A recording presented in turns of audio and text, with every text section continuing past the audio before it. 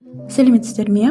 Акбаева Толқын Асаиновна Павлодар қаласының Асыл Мирас аутизм орталығының педагог-психологымын. Бүгінгі тақырыбымыз өзіңізге деген қамқорлық, жақындарыңызға мейіріммен қараудың ең оңай жолы. Көптеген зерттеулер көрсеткендей, аутизм спектрі бұзылысы бар және де басқа да даму ауытқулары бар балалардың ата-аналары стресске жиі бейім болады. Бұның себептері әртүрлі болуы мүмкін. Біріншіден, мысалы, бастапқыда ата-аналар балаларының диагнозын білгенде, оны қабылдау, түсіну қиынға соғуы мүмкін. Сонымен қатар, ата-аналарда балалармен жұмыс жасайтын жақсы мамандарды іздеуге көп күш жұмсалады. Көбінесе ата-аналар ақпараттың жетіспеушілігін немесе сәйкессіздігі туралы көп айтады. Осының нәтижесінде болашақта сенімсіздік пен қорқу пайда болуы мүмкін.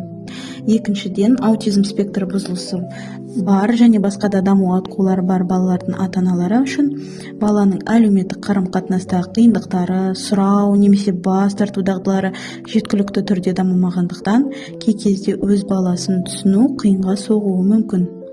Кейде ата-аналар өз балаларының қалауларын түсіне алмайды. Сонымен қатар бала қыңырлық көрсетіп жатқанда балаға қолайлы болатындай тыныштандыра алмайды.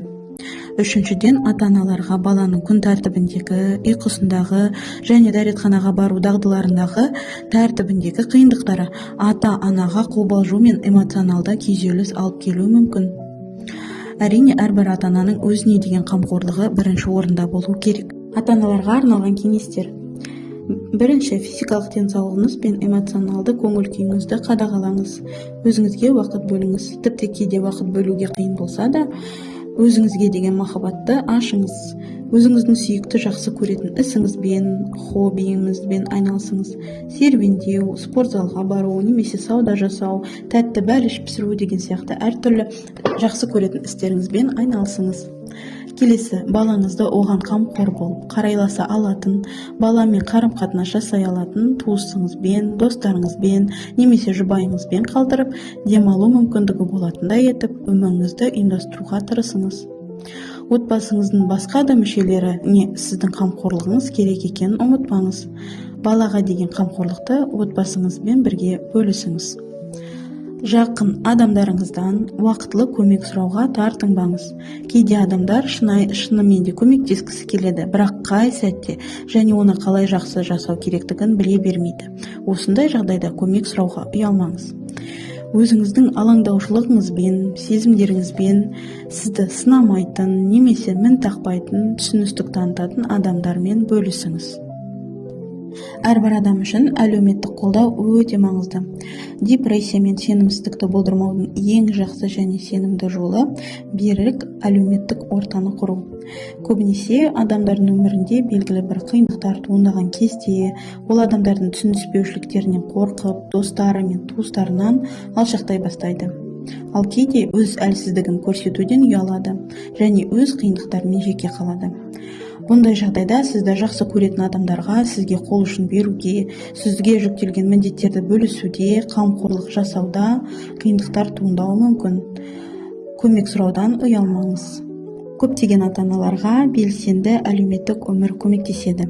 Достық қарым-қатынас, бетпе-бет кездесулер және телефон арқылы жақындарыңызбен сырласу, әлеуметтік желідегі кері байланыс, бұның барлығы жағымды әсер етуі мүмкін. Шынайы тыңдап және түсінетін, өзін-өзі бағалауға жол табуды көмектесетін және ақылға қонымды кеңестер беретін адамдарды кездестіруге болады.